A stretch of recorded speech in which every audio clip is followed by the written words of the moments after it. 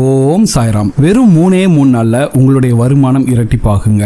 இந்த எளிய பரிகாரத்தை மட்டும் செஞ்சு பாருங்க. உங்க வீட்டில் கண்டிப்பாக உங்களுடைய வருமானம் பார்த்தீங்கன்னா இரட்டிப்பு மடங்காக மாறும். அந்த அளவுக்கு ஒரு அற்புதமான ஒரு பரிகாரத்தை தான் இந்த வீடியோவில் பார்க்க போறோம். வாங்க வீடியோக்குள்ள போகலாம். அதுக்கு முன்னாடி நீங்க இப்பதான் நம்ம சேனலுக்கு ஃபர்ஸ்ட் டைம் வரீங்கன்னா மறக்காம நம்ம சேனலை சப்ஸ்கிரைப் பண்ணிக்கங்க. இந்த பரிகாரத்தை மட்டும் நீங்க நம்பிக்கையோட செஞ்சு பாருங்க. கண்டிப்பாக உங்களுடைய வீட்டில் பார்த்தீங்கன்னா உங்களுடைய வருமானம் இரட்டிப்பாக மாறுங்க. அந்த அளவுக்கு சக்தி வாய்ந்த பரிகாரம். இந்த பரிகாரம் செய்யறதுக்கு உங்களுக்கு ஆயிரக்கணக்கான ரூபாய் செலவுலாம் ஆகாது. ரொம்பவே எளிமையான ஒரு பரிகாரத்தை தான் இந்த வீடியோவில் பார்க்க போகிறோம். ஏன்னா இன்னைக்கு இருக்க காலகட்டத்தில் பார்த்தீங்கன்னா எவ்வளோ வருமானம் வந்தாலும் சரி அந்த வருமானம் பத்த மாட்டேங்குது. போன வருஷம் வந்த வருமானத்தை விட இந்த வருஷம் அதிகமாக வந்தால் கூட சரி, அதை விட அதிகமான அளவுக்கு நம்ம கையில் பார்த்தீங்கன்னா செலவுகள் லிஸ்ட் ரெடியாக இருக்குது. அதனால செலவுகளை சமாளிக்கவும் அதுக்கு மேலே பணம் காசு சேர்க்கவும் இந்த பரிகாரத்தை செஞ்சாவே போதும். உங்களுக்கு பார்த்தீங்கன்னா உங்களுடைய வருமானம் இரட்டிப்பாகுங்க. சரி, இந்த பரிகாரத்தை எப்படி செய்யணும் பார்க்கலாம். இந்த பரிகாரத்துக்கு உங்களுக்கு தேவையான பொருள், முதன்மையான பொருள்னு பார்த்தீங்கன்னா ஒரு கண்ணாடி பவுல் ஒன்று வேணுங்க. இது யூஸ் பண்ணாத கண்ணாடி பவுலாக தான் இருக்கணும், எச்சிப்படாத கண்ணாடி பவுலாக தான் இருக்கணும். ஸோ அதனால் முடிந்த அளவுக்கு ஒரு கண்ணாடி பவுலை நீங்கள் புதுசாக கூட வாங்கிக்கலாங்க. சரிங்களா? இப்படி புதுசாக எடுத்துக்கிட்ட கண்ணாடி பவுலை நல்லா தொடச்சிட்டு அதில் மஞ்சள் குங்குமம் வைக்கணுங்க. அதாவது மஞ்சள் குங்குமம் விளக்குக்கெல்லாம் வைப்பீங்களா, அதே போல் அதுக்கும் மஞ்சள் குங்குமம் வைக்கணும். இப்படி அந்த கண்ணாடி பவுலை சுற்றி வைக்கும்போது 3 அல்லது 5 அப்படிங்கிற ஒற்றைப்படை எண்ணிக்கையில் மஞ்சள் குங்குமம் வைக்கணும். சரிங்களா? இப்போ இந்த மாதிரி வச்சுட்டு அந்த கண்ணாடி பவுலில் பாதி அளவு சுத்தமான கல்லுப்பு, இந்த கல்லுப்பு கூட பார்த்தீங்கன்னா நீங்கள் புதுசாக கூட வாங்கலாம்.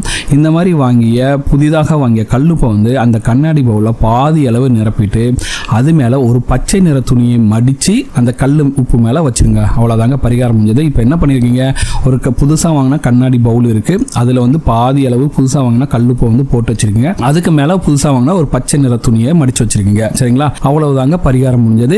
இதை என்ன பண்ணணும்னா உங்களுடைய பூஜை அறையில் இந்த கண்ணாடி பவுலை வச்சுட்டு அந்த கண்ணாடி பவுலுக்கு பார்த்தீங்கன்னா பூக்களால் நீங்கள் எப்பவும் சாமிக்கெல்லாம் போடுவீங்களா, அதே போல நீங்கள் பூக்களால் அலங்கரித்து கொள்ளலாம். சரிங்களா? அப்போ என்ன பண்ணணும்னா உங்களுக்கு வரக்கூடிய வருமானம் ஏதாவது இருந்தாலும் சரி, அதாவது மாச சம்பளம் வாங்குறவங்களுக்கு மாச சம்பளம் சரி, தொழிலிருந்து கிடைக்கக்கூடிய லாபம், அல்லது வீட்டில் பெண்கள் ஏதாவது தொழில் செய்கிறாங்கன்னா அதுலேருந்து வர வருமானம், இல்லை எந்த ஒரு பொருளை விற்று வந்த வருமானமாக இருந்தாலும் சரி, அதாவது உங்கள் வீட்டுக்கு வரக்கூடிய வருமானம் அது என்ன வருமானமாக இருந்தாலும் சரி, இப்படி உங்கள் கைக்கு வரக்கூடிய வருமான தொகையிலிருந்து ஒரு குறிப்பிட்ட தொகை, அது 10 ரூபாயாக இருக்கட்டும் 2000 ரூபாக இருக்கட்டும், அது உங்களுடைய விருப்பம் தான். அது எந்த நோட்டாக இருந்தாலும் சரி, அந்த நோட்டை உங்களுடைய பூஜையில் வைக்கப்பட்டிருக்கக்கூடிய அந்த கண்ணாடி பவுலின் பச்சை நிற துணிக்கு மேல வச்சிருங்க. அவ்வளவுதாங்க. 10 ரூபாய் நோட்டை வச்சா கூட சரி. வைக்கிறதுக்கு முன்னாடி அந்த பண நோட்டை கொஞ்சம் தண்ணி எடுத்து அது மேல தெளிச்சிட்டு அதை கொண்டு போய் வச்சிடுங்க. ஏன்னா பணம் பார்த்தீங்கன்னா நிறைய பேர் கைக்கு போயிட்டு வரும், அதனால தண்ணி தெளிச்சுட்டு வச்சிடுங்க. இப்படி நீங்கள் அந்த கண்ணாடி பவுல்ல அந்த பச்சை நிற துணிக்கு மேல வைக்கக்கூடிய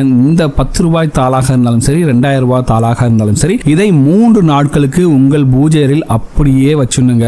சரிங்களா? அதை தொடவே கூடாது. 3 நாட்கள் கழித்து அந்த தொகை எடுத்து உங்களுடைய செலவிற்கு பயன்படுத்தி கொள்ளலாம். அது எந்த சுப செலவாக இருந்தாலும் சரி, வீட்டுக்கு பொருள் வாங்குறது இல்லை பூ வாங்குறது, இந்த மாதிரி உங்களுடைய சுப செலவுக்கு பயன்படுத்தி கொள்ளலாம். இந்த பரிகாரத்தை குறிப்பிட்ட நாளில் தான் செய்யணும் அப்படிங்கிற கட்டாயம்லாம் கிடையாது.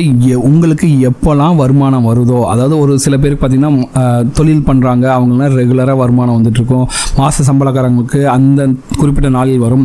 அப்படி வரக்கூடிய அந்த நாளில் இந்த பரிகாரத்தை செய்யலாம். முக்கியமாக நீங்கள் செய்ய வேண்டியது பார்த்தீங்கன்னா உங்களுக்கு வரக்கூடிய வருமானம், ஒருவேளை நீங்கள் தொழில் செய்யுங்க, உங்களுக்கு கைக்கு காசு வந்துச்சுன்னா அந்த காசை எடுத்து தான் வைக்கணும். இப்போ நீங்கள் மாத சம்பளம் வாங்குறீங்க, உங்களுக்கு ஏடிஎம்ல தான் காசு வரும், அதாவது பேங்க் அக்கௌண்ட் தான் காசு வரும்னா ஏடிஎம்ல எடுத்து வந்த தொகையை தான் நீங்க வைக்கணும். வீட்டில் இருக்கக்கூடிய காசை எடுத்து வைக்க கூடாது இந்த பரிகாரம் செய்வதற்கு. இப்படி நீங்க வந்த வருமானத்தை வாங்கிட்டு இந்த கண்ணாடி பவுல்ல பச்சை நிற துணிக்கு மேல வச்சுட்டு இந்த பரிகாரத்தை செய்துவிட்டு இறைவனுக்கு தீபம் ஏற்றி மனதார பிரார்த்தனை செய்து கொள்ள வேண்டும். எப்படின்னா, இன்று போல என்றும் பணவரவிற்கு எந்த குறைவும் இருக்கக்கூடாது, சேமிப்பு அதிகரித்து கொண்டே செல்ல வேண்டும் அப்படிங்கிற வேண்டுதலை மனதார வச்சுக்கிட்டீங்கன்னா போதும். பரிகாரம்னு பார்த்தீங்கன்னா இது ரொம்ப எளிமையான பரிகாரம் தாங்க. ஆனா நம்பிக்கையோட செஞ்சு பாருங்க. நீங்க செய்யக்கூடிய இந்த சின்ன காரியம் பார்த்தீங்கன்னா உங்களுக்கு மிகப்பெரிய அளவில் பலனை கொண்டு கொடுக்கும். மிக விரைவிலேயே உங்களுக்கு வந்த வருமானம் இரட்டிப்பாகும். உங்க குடும்பம் பார்த்தீங்கன்னா செல்வ செழிப்போடு இருப்பாங்க. இந்த எளிய பரிகாரத்தை செஞ்சு பாருங்க. கண்டிப்பாக உங்களுடைய வருமானம் பார்த்தீங்கன்னா இரட்டிப்பாகும். இந்த வீடியோ உங்க ஃப்ரெண்ட்ஸோட ஷேர் பண்ணுங்க. இந்த வீடியோ பத்தின உங்களோட கமெண்ட்ல கமெண்ட் பண்ணுங்க. கண்டிப்பாக இந்த வீடியோ உங்களுக்கு பிடிச்சிருக்கு நம்புறேன். இந்த வீடியோ உங்களுக்கு பிடிச்சிருந்தா மறக்காம நம்ம சேனலை சப்ஸ்கிரைப் பண்ணுங்க, லைக் பண்ணுங்க, ஷேர் பண்ணுங்க.